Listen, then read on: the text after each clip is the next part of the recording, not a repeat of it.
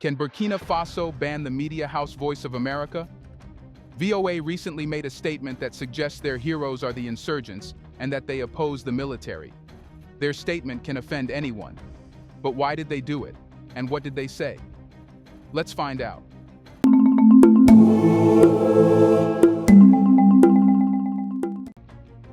Burkina Faso has recently made headlines by banning Voice of America, VOA, a US-funded media outlet. This bold move represents more than mere political decisions. They are powerful statements about national sovereignty and self-determination in an era dominated by foreign narratives. So, what does banning a US media outlet say about Burkina Faso's stance on foreign influence? Burkina Faso has suspended the BBC and the Voice of America radio stations for their coverage of the civilian killings by its armed forces. Burkina Faso's communication spokesperson has said that both radio stations are being suspended for 2 weeks and has warned other media networks to avoid reporting on the story. Burkina Faso's recent ban on Voice of America VOA is a bold move beyond simple censorship. It is an assertion of sovereignty. For decades, media narratives have shaped the perceptions of African nations, often portraying them through a lens of crisis and conflict. By banning VOA, Burkina Faso sends a clear message. It will no longer passively accept foreign narratives undermining its integrity and accomplishments. This action is rooted in a historical context.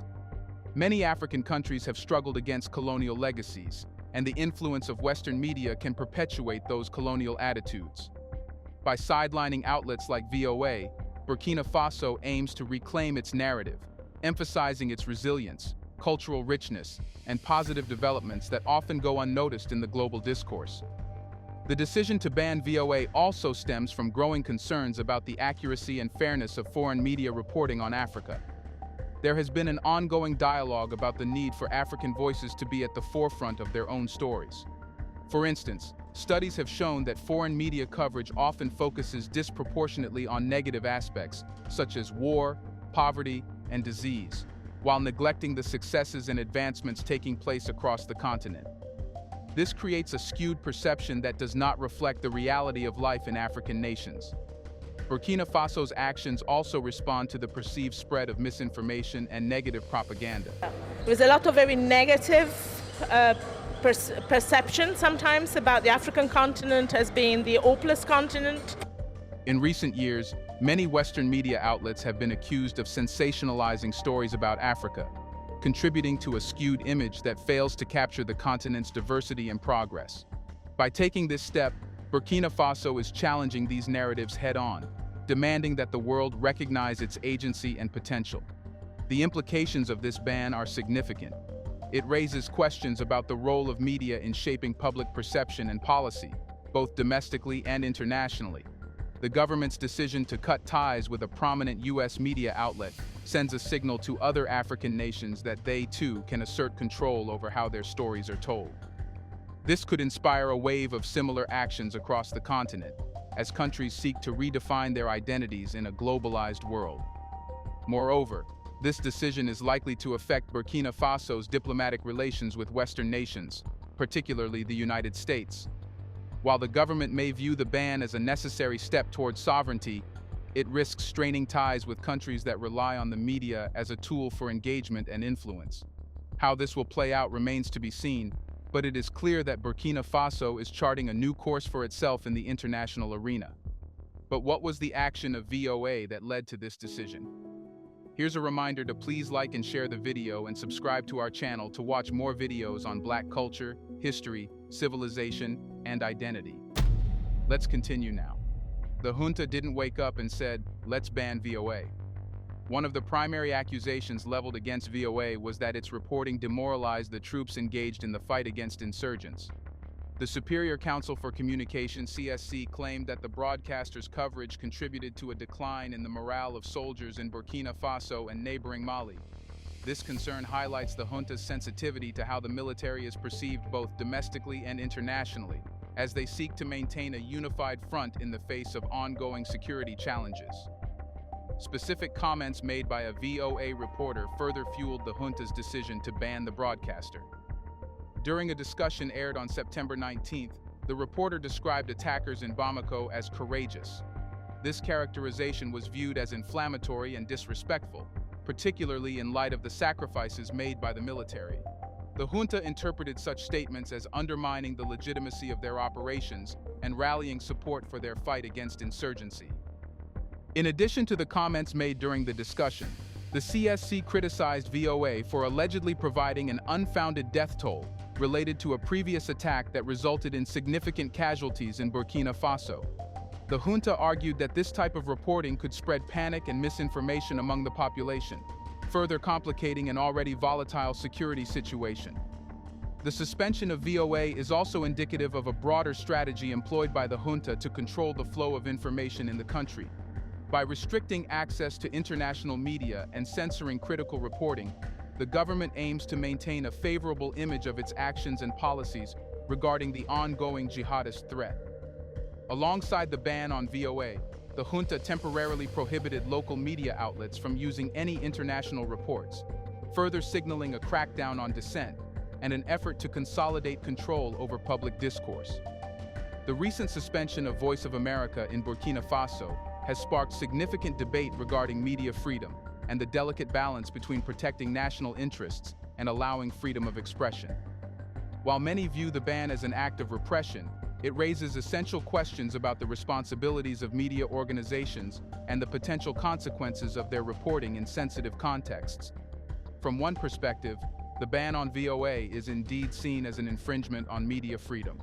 Repression of media voices typically involves actions taken by governments to silence dissenting opinions, control narratives, and limit the dissemination of information that may challenge the status quo.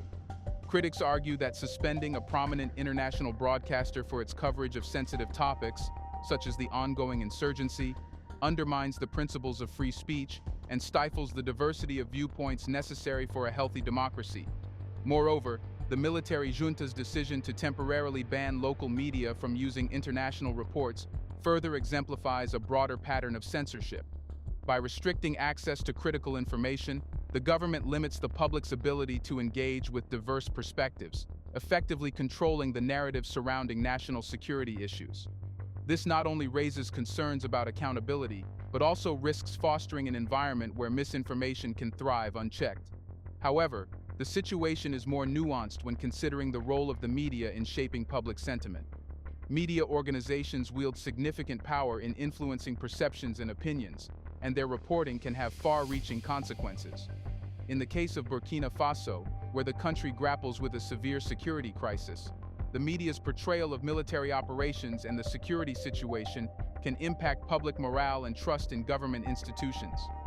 Critics of international media coverage argue that sensationalized reporting can exploit public fears and anxieties, potentially leading to panic or unrest.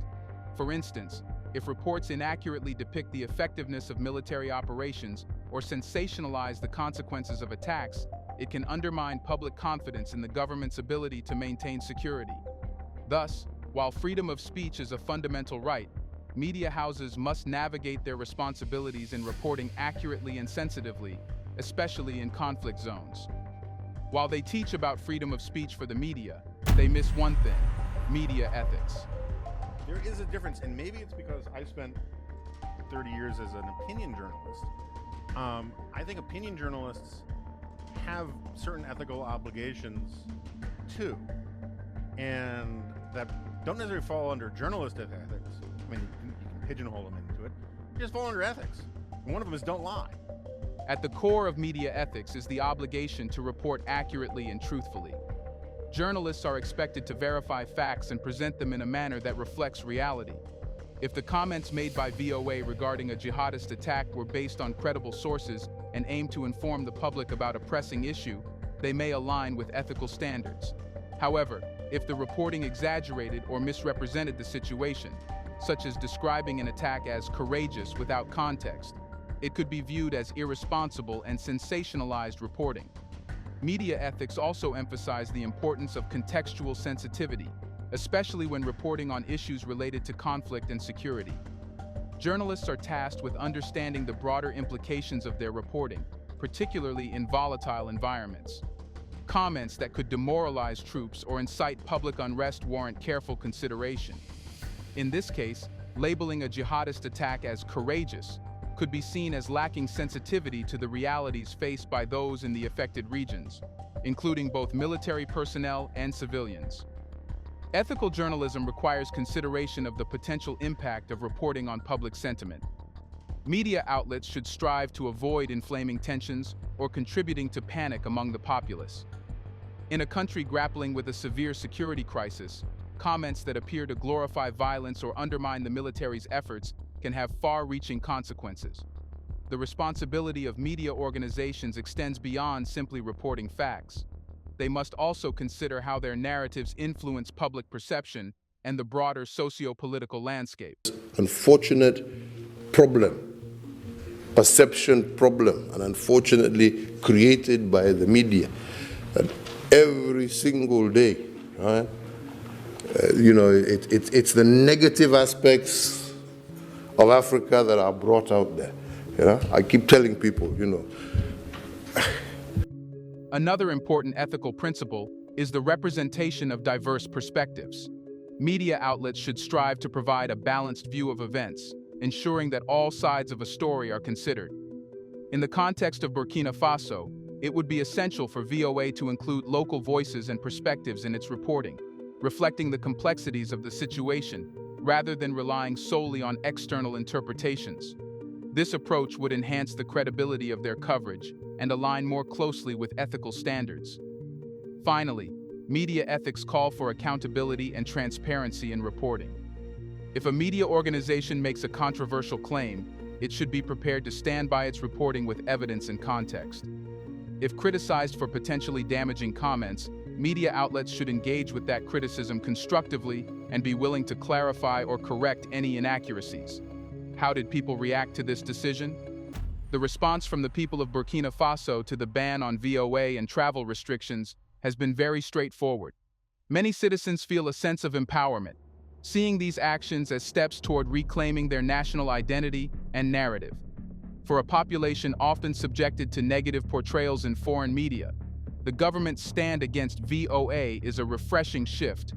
It signals that their stories and successes are worth telling, fostering a sense of pride among the populace.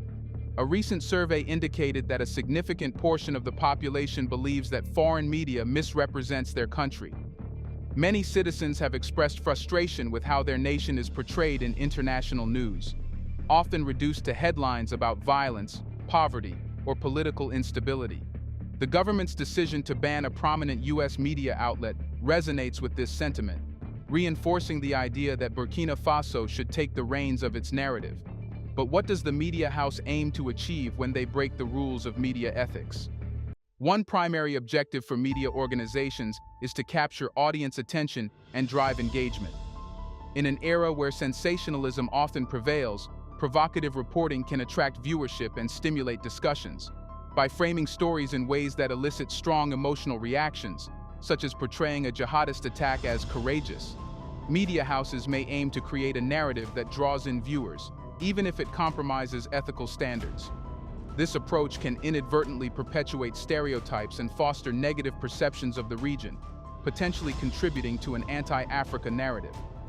But media houses often operate within specific geopolitical frameworks influenced by their funding sources, ownership structures, and target audiences. In the case of US-funded broadcasters like VOA, there may be an underlying inclination to present narratives that align with US foreign policy interests. Such narratives can sometimes marginalize or oversimplify the complexities of African nations, reducing them to mere backdrops for global power dynamics. This framing can inadvertently contribute to an anti-African sentiment, as it reinforces the perception that African issues are secondary to Western interests. By emphasizing narratives that spotlight insecurity and instability in Africa, media houses may aim to raise awareness about pressing issues, garnering support for interventions or humanitarian assistance. However, this focus can lead to an oversimplification of complex socio-political realities. When reports highlight violence without adequately addressing the root causes or the perspectives of local populations, they risk reinforcing negative stereotypes that paint Africa as a continent defined solely by conflict and chaos. A significant ethical breach occurs when media outlets fail to include local perspectives in their reporting. If a media house primarily amplifies external narratives while neglecting the voices of African leaders, communities, and experts, it perpetuates a skewed view of reality. This practice not only undermines the integrity of journalism, but also feeds into a narrative that can be perceived as anti-African, as it disregards the agency and contributions of African nations in addressing their challenges. Media reports can influence public perception and, ultimately, policy decisions. If the narrative surrounding African countries is predominantly negative, it may lead to increased skepticism and a lack of trust in African governance and institutions. This sentiment can shape how Western nations engage with Africa, potentially leading to policies that prioritize control or intervention over partnership and collaboration. In this context, the media's role in shaping perceptions can inadvertently contribute to a broader anti-Africa narrative. So, can Burkina Faso's actions inspire other African nations facing similar challenges? Burkina Faso stands at a crossroads that many African nations find themselves facing: how to assert independence in a world dominated by foreign narratives and influences. The decisions made by President Traore and his administration could serve as a blueprint for other countries eager to reclaim their narratives and prioritize national interests. Countries like Mali and Guinea, which are also navigating the complexities of post-colonial governance and external influences, may look to Burkina Faso as an example. The idea of banning foreign media and restricting unnecessary government travel is bold, but it speaks to a larger sentiment of frustration with traditional power structures that have historically marginalized African voices. Let's quickly rewind for a second and assume the media houses are not banned. What else can be done to make them show both sides of the coin? One of the primary justifications for banning media outlets like VOA is the imperative of national security. In a country grappling with a jihadist insurgency, the government may view certain narratives as undermining the morale of troops or inciting fear among civilians. If a media organization is perceived to be spreading misinformation or portraying security forces in a negative light, the government may feel compelled to act decisively to protect the integrity and effectiveness of its military operations. In this context, banning a media outlet could be seen as a necessary measure to maintain stability in a challenging security landscape. Governments facing crises must often navigate the delicate balance of managing public sentiment. Negative or sensationalized reporting can exacerbate tensions and undermine trust in leadership. By restricting access to international media that is perceived to distort reality or create panic, the junta may aim to foster a more unified and resilient public response. In Burkina Faso, where frustration with the government's handling of security issues is already prevalent, ensuring that the narrative remains focused on solidarity and strength could be considered a strategic move to rally support for military efforts. And the spread of misinformation can have dangerous consequences, especially in regions experiencing conflict. If a media outlet publishes unfounded claims or sensationalizes events, such as exaggerating death tolls or mischaracterizing military actions, this can lead to public unrest or panic. Banning media outlets that repeatedly engage in such practices may be viewed as a necessary step to prevent the dissemination of harmful narratives that could destabilize the country further. Banning certain international media may also reflect an effort to prioritize local narratives and perspectives that are more relevant to the citizens of Burkina Faso. By limiting the influence of external media outlets, the government can promote domestic voices that may provide a more nuanced understanding of the local context. This approach could foster a sense of ownership among citizens regarding their national discourse, allowing for a more authentic representation of their realities. Finally, the threat of bans can serve as a wake-up call for media organizations to adhere to higher ethical standards. If international outlets know that they risk suspension for irresponsible reporting, they may be more inclined to fact-check rigorously and engage with local sources to ensure accuracy. This could ultimately lead to a more responsible media landscape that respects the sensitivities of the regions it covers. And Burkina Faso's bold steps toward redefining its narrative and governance model signal a promising shift for the future of African sovereignty. As the continent increasingly seeks to break free from historical chains, the focus is shifting from dependence on foreign narratives to the celebration of local stories and strengths. This evolution is not merely a political necessity, it's a cultural awakening that calls for recognition of Africa's rich heritage and potential. Do you think Burkina Faso made the right decision? Was there any other way to stop them? Let us know in the comment section. Do you think these media houses are forced by external powers? Do you want to watch more videos like this one? If so, subscribe to our channel and press the bell icon next to it. We have decided to bring videos on something nobody talks about: the Black culture, civilization, history, and evidence about how glorious Blacks have been. Thanks for watching, and until the next video, stay tuned.